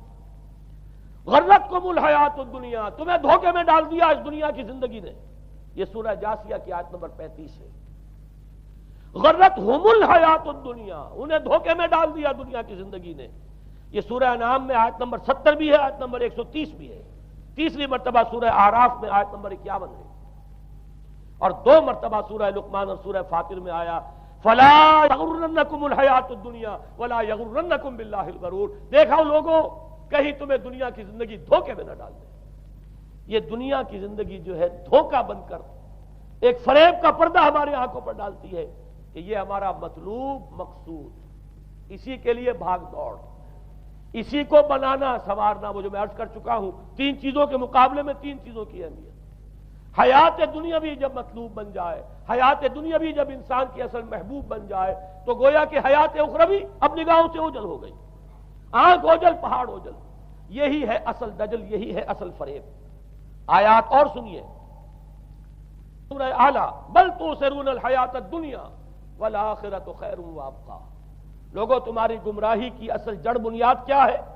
تم دنیا کی زندگی کو ترجیح دیتے ہو جبکہ آخرت بہتر بھی ہے اور باقی رہنے والی بھی ہے۔ کلا بل تحبون العاجلہ وتذرون الآخرہ، کوئی نہیں، تمہارا اصل مرض یہ ہے کہ تم اس عاجلہ سے جو موجود ہے، سامنے ہے، نقد ہے، اس سے محبت کرتے ہو، اور آخرت کو تم نے تج دیا ہے، چھوڑ دیا ہے۔ یہ سورہ قیامہ اور اس سے اگلی سورت جو ہے وہ آپ کے علم میں ہے، سورۃ الدہر، اس میں فرمایا گیا ان هؤلاء يحبون العاجلة ويذرون وراءهم يوما ثقيلا، ان لوگوں کا اصل مرض یہ ہے، یہ اس عاجلہ کو پسند کرتے ہیں، اس سے محبت کرتے ہیں، اور پیچھے وہ جو بھاری دن آنے والا ہے اس کا خیال انہوں نے دل سے نکال دیا ہے۔ یہ ہے در حقیقت اصل فساد، اصل فتنہ، اصل گمراہی، 100 خرابیوں کی جڑ ایک خرابی۔ اب اسی کا ایک نتیجہ نکلتا ہے، یہ دنیا جتنی حسین بنتی چلی جائے گی اتنا ہی فتنہ شدید سے شدید تر ہوتا چلا جائے گا۔ یہاں جتنی آسائشیں ہوں گی اتنا ہی آپ پر غفلت کا پردہ طاری ہو جائے گا۔ اور آپ کو معلوم ہے کہ اس پوری سائنٹیفک جو بھی ڈیولپمنٹ ہے اس کا حاصل کیا ہے؟ یورپ میں جائیے واقعتاً دنیا بڑی حسین بن چکی ہے، امریکہ میں جائیے واقعتاً بہت حسین دنیا ہے، ابو ظبی میں جائیے بڑی حسین نظر آئے گی دنیا، کارنیشز جس طریقے کے آباد ہیں۔ یہ دنیا کا حسن جتنا بڑھے گا اتنا ہی یہ آنکھوں پر اور بھاری پردہ ڈال دے گی، آخرت سے آپ کو غافل کر دے گی۔ یہی دجل ہے، یہی فریب ہے، یہی فتنہ دجالی ہے۔ یہی وجہ ہے، دیکھیے یہ جو آیات آج میں بیان کر رہا تھا اس میں آخر میں فرمایا انا جعلنا ما علی الارض زینۃ اللہ لنبلوہم ایہم احسن عملا۔ ہم نے اس زمین کے اوپر جو کچھ ہے اسے اس کا بناؤ سنگھار بنا دیا ہے، زینت بنا دیا ہے، تاکہ ہم جانچیں، پرکھیں، امتحان لیں کون ہے اچھے عمل کرنے والا۔ یعنی رخ روشن کے آگے شمع رکھ کر وہ یہ کہتے ہیں ادھر جاتا ہے دیکھیں یا ادھر پروانہ آتا ہے۔ اللہ تعالیٰ نے اسی امتحان میں ہمیں ڈالا ہے۔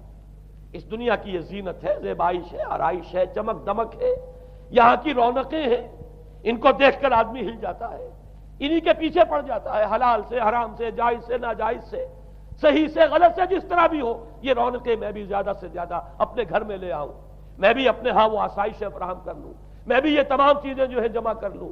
اسی کے لیے انسان اپنا نہ صرف یہ کہ پوری زندگی کا اثاثہ اسی میں انویسٹ کر بیٹھتا ہے بلکہ دیانت، شرافت، ان سب کو بھی داؤ پر لگاتا ہے۔ انا جعلنا ما علی الارض زینۃ اللہ لنبلوہم ایہم احسن عملا۔ ہم نے زمین کے اوپر جو کچھ ہے اسے اس کا زیور بنا دیا ہے، سنگھار، تاکہ ہم ذرا آزمائیں ان کو کہ آیا یہاں کے ہی اسی حسن کے اندر، اسی رعنائی کے اندر گم ہو کر رہ جاتے ہیں، یا اس حسن ازلی وہ اللہ تعالیٰ کا جلال و جمال یہ اس کے طالب بنتے ہیں۔ یہ ہے در حقیقت امتحان۔ اسی کو جیسے کہ حدیث میں بھی آیا تھا، شروع کی آیات اور آخری آیات، آخری رکوع میں فرمایا قل هل ننبئکم بالاخسرین اعمالا، اے نبی ان سے کہیے کیا ہم تمہیں بتائیں اپنی زندگی کی جد و جہد میں، بھاگ دوڑ میں سب سے زیادہ خسارے میں کون رہے؟ الذین ضل سعیہم فی الحیاۃ الدنیا وہم یحسبون انہم یحسنون صنعا۔ وہ لوگ کہ جن کی بھاگ دوڑ، جن کی محنت، جن کی کوشش وہ دنیا کی زندگی ہی میں بھٹک کر رہ گئی، اور وہ اپنے تئیں یہ سمجھتے رہے کہ ہم بڑے کامیاب ہو رہے ہیں، بہت اچھے کام کر رہے ہیں، ہم نے اتنی ترقی کر لی، ہم نے یہ کچھ بنا لیا، میں نے یہ جائیداد بنا لی، میں نے یہ کچھ مقام حاصل کر لیا، لیکن مطلوب و مقصود دنیا۔ ضل سعیہم فی الحیاۃ الدنیا، انہوں نے دنیا کی زندگی ہی کے اندر اپنی ساری سعی و جہد کو بھٹکا کر رکھ دیا۔ میں اس کا جو دوسرا رخ بتانا چاہتا تھا وہ ایک حدیث کے حوالے سے ہے۔ اگر آخرت مطلوب و مقصود رہے تو یہ دنیا آخرت کی کھیتی بن جائے گی۔ حضور نے فرمایا دنیا مزرعۃ الآخرہ، اگر تمہارا مطلوب و مقصود آخرت ہے تو پھر یہ اس دنیا کے اندر یہ کھیتی ہے، بو گے یہاں تو وہاں کاٹو گے۔ نیک اعمال کرو، خدمت خلق کے لیے کوشاں ہو جاؤ، لوگوں کی ہدایت کے لیے اپنی توانائیاں جو ہے وقف کرو۔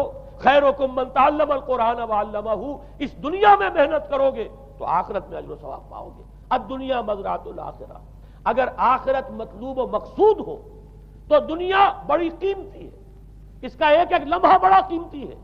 تو حیات دنیا بھی نہ صرف یہ کہ غیر حقیقی نہیں بلکہ بہت قدر و قیمت کی حامل، لیکن اگر پردہ پڑ گیا، آخرت نگاہوں سے اوجھل اور دنیا ہی مطلوب و مقصود، تو یہ دھوکے کی ٹٹی ہے۔ وَمَا الْحَيَاةُ الدُّنْيَا إِلَّا مَتَاعُ الْغُرُورِ، نہیں ہے دنیا کی زندگی مگر دھوکے کا سامان۔ غرتہم الحیات الدنیا، غرتکم الحیات الدنیا، لا تغرنکم الحیات الدنیا، دیکھنا یہ دنیا کی زندگی کہیں تمہیں دھوکے میں نہ ڈال دے۔ آخری بات عرض کر رہا ہوں، یہی وجہ ہے سورہ بنی اسرائیل میں بھی آخری لفظ جو پہلے رکوع میں وہ کیا تھا؟ وَأَنَّ الَّذِينَ لَا يُؤْمِنُونَ بِالْآخِرَةِ أَعْتَدْنَا لَهُمْ عَذَابًا أَلِيمًا. اور وہ لوگ، نوٹ کر لیجئے وہ آیات، إِنَّ هَذَا الْقُرْآنَ يَهْدِي لِلَّتِي هِيَ أَقْوَمُ وَيُبَشِّرُ الْمُؤْمِنِينَ الَّذِينَ يَعْمَلُونَ الصَّالِحَاتِ أَنَّ لَهُمْ أَجْرًا كَبِيرًا وَأَنَّ الَّذِينَ لَا يُؤْمِنُونَ بِالْآخِرَةِ أَعْتَدْنَا لَهُمْ عَذَابًا أَلِيمًا. یہاں پر ایمان بالآخرہ جو ہے اس کو اہمیت دی گئی ہے. جو لوگ آخرت پر یقین نہیں رکھتے ان کے لیے ہم نے دردناک عذاب فراہم کیا. اور یہاں پر بھی جیسا کہ سامنے آ گیا، سورہ کہف جو ختم ہو رہی ہے جن مضامین پر، وہ بھی وہی آیات ہیں جن کے بارے میں حدیث میں آیا ہے کہ دجالی فتنے سے محفوظ کرنے میں ان کی بڑی تاثیر ہے. قل هل ننبئكم بالاخسرين اعمالا الذين ضل سعيهم في الحياة الدنيا وهم يحسبون انهم يحسنون صنعا اولئك الذين كفروا بآيات ربهم ولقائه فحبطت اعمالهم فلا نقيم لهم يوم القيامة وزنا. یہ وہ لوگ ہیں جنہوں نے اپنی رب کی آیات کا انکار کیا ہے، جن کی دنیا ہی مطلوب و مقصود بن کر رہ گئی ہے. چاہے وہ کہیں ہم قرآن کے ماننے والے ہیں اور محمد کے عاشق ہیں صلی اللہ علیہ وسلم، اولئک الذین کفروا بآیات ربہم ولقائہ فحبطت اعمالہم ولا نقیم لہم یوم القیامۃ وزنا ذلک جزاؤہم جہنم بما کفروا واتخذوا آیاتی ورسلی ہزوا. یہ وہ لوگ ہیں کہ جنہوں نے ہمارے رسولوں اور ہماری آیات کا ٹھٹھا اڑایا ہے. اس لیے کہ رسول کہہ رہے ہیں اصل منزل آخرت کی ہے، تم بنائے ہوئے دنیا کو مطلوب و مقصود، تو لاکھ زبان سے عشق رسول کے دعوے کرو، اپنے عمل سے در حقیقت رسول کی تکذیب کر رہے ہیں. اللہ تعالی ہمیں ان سے محفوظ رکھے اور اصل حقیقت ہماری نگاہوں پر منکشف ہو، اور یہ دنیا ہماری نگاہوں پر پردہ نہ پڑ کر رہ جائے، آخرت سے اور اللہ سے ہمیں محجوب نہ کر دے. اس لیے کہ یہی اصل دجالی فتنہ ہے، اور ان سے بچنے کے لیے محمد الرسول اللہ صلی اللہ علیہ وسلم کے فرمان کے مطابق سورہ کہف میں نے کچھ ابتدائی اور آخری آیات کا صرف حوالہ دے دیا ہے، لیکن یہ کہ اس کے مضامین میں درمیان میں بھی کچھ چیزیں ہیں. اب میں اس طرح ایک ایک لفظ کے حوالے سے تو آئندہ ان کا تذکرہ نہیں کر سکوں گا، لیکن یہ ہے کہ میں موٹے موٹے مضامین انشاءاللہ سورہ کہف میں اس موضوع سے متعلق بیان کروں گا. اقول قولی ھذا واستغفر اللہ لی ولکم ولسائر المسلمین والمسلمات. بلے چھالوں کی ہنس کے یار منا لیں دے،